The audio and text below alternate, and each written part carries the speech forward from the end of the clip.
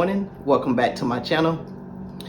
I've told you in the last video, I think it was maybe 2 videos ago, that the Maverick, I'm behind on it, so I was going to do a lot of work, and I was going to put that work in, I was going to do shorts basically that's going to show the work that I was doing.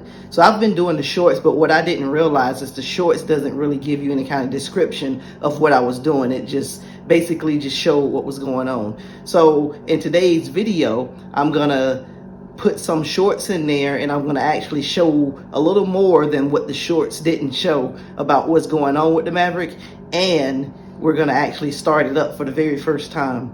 So let's get started on the videos. A little bit of a struggle, and I'm gonna have to actually touch up the paint again, but as you see, I have the rear end up under the Maverick, and now I just gotta work on the shock mount plates, and once I get those figured out, I can put the shocks on the rear end and start buttoning it up from there. But the rear end is in place, and almost done back here.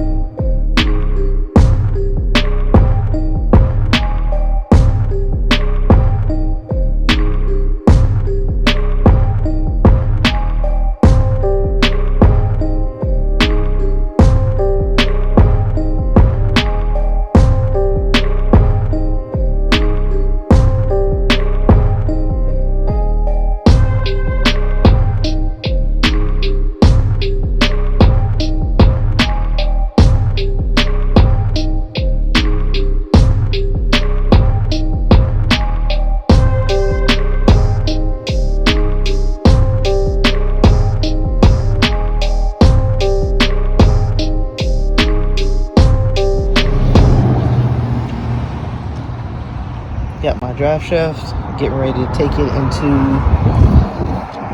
fleet pride to get it shortened about 8 inches. Since the drive shaft place couldn't shorten up my drive shaft because they couldn't take that much out, I'm going to climb up under this Ranger, which the drive shaft should be a little bit smaller, and see if they can actually cut this one down. So let me look up under here. Alright, so today has been a busy one. Got the seat for the Maverick. Got another drive shaft since the other one couldn't be cut down. And I'm about to take it to drive line.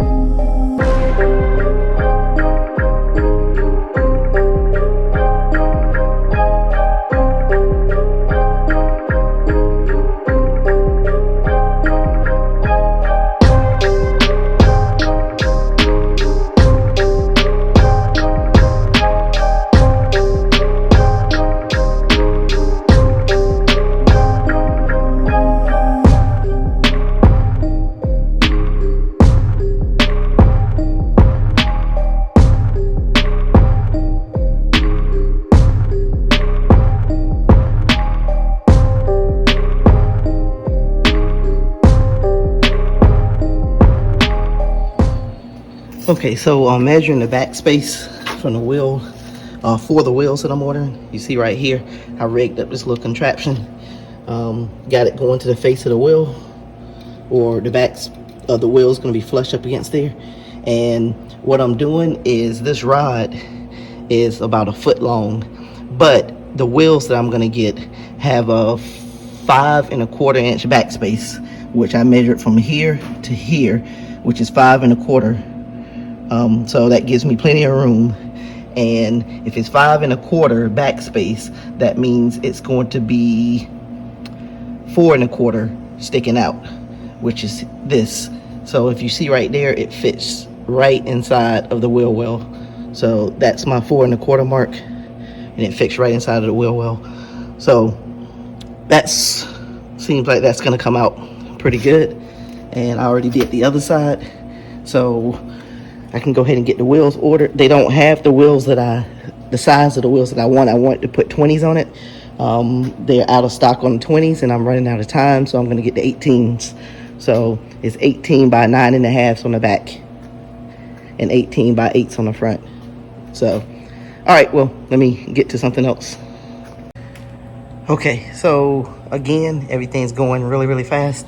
I took the tail lights out because I'm gonna paint them kind of like I did the front grill and the trim around the headlights. So let me just show you what I did with that.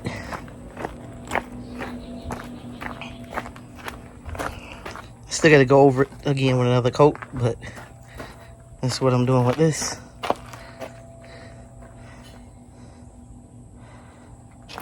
And just like I said, I'm going to paint around the tail lights also black. Everything is moving really fast because I'm running out of time. So that's why I'm not recording every single step. This is what we're going to make work. I'm going to drive the damn thing. So the thing is going to fit back behind the seat, something like that. The only thing is, like, how am I going to fill it? So I'm looking up here, kind of at this angle, and I'm thinking that if I just extend the fill cap up just right here in this area, somewhere right here, that when we pull the body panels off, that is going to be the easiest accessible spot. So you can barely tell I messed it up.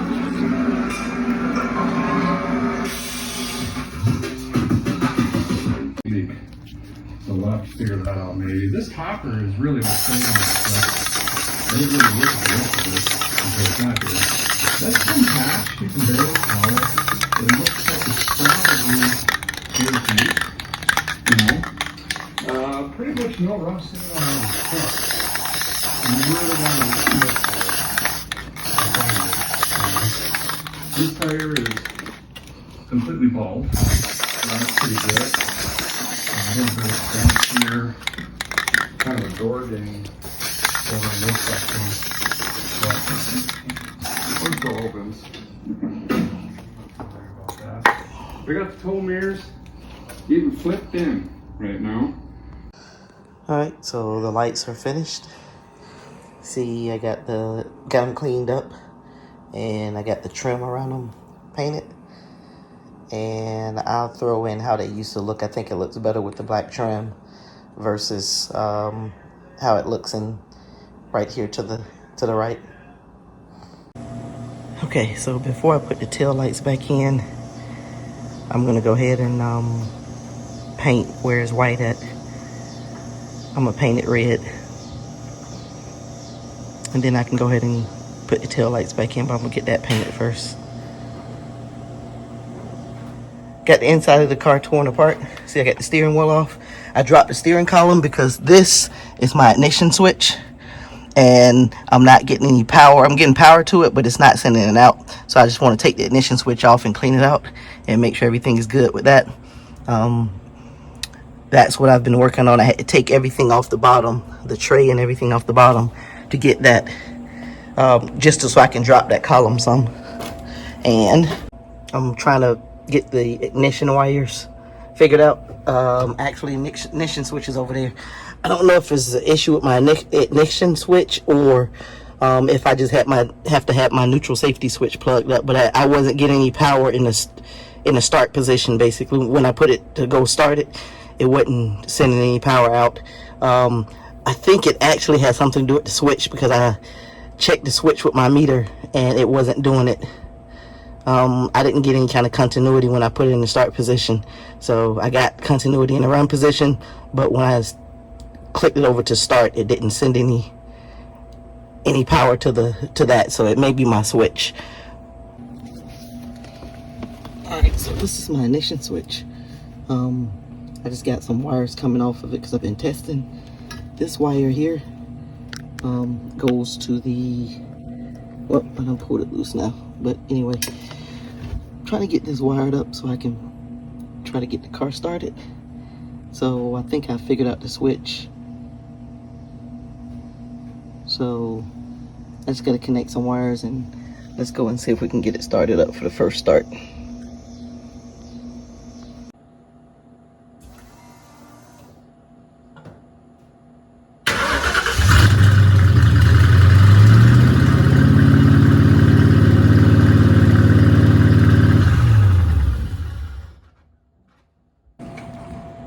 Got a massive fuel leak coming from this filter. I think it's coming from that line right there, but it is spraying.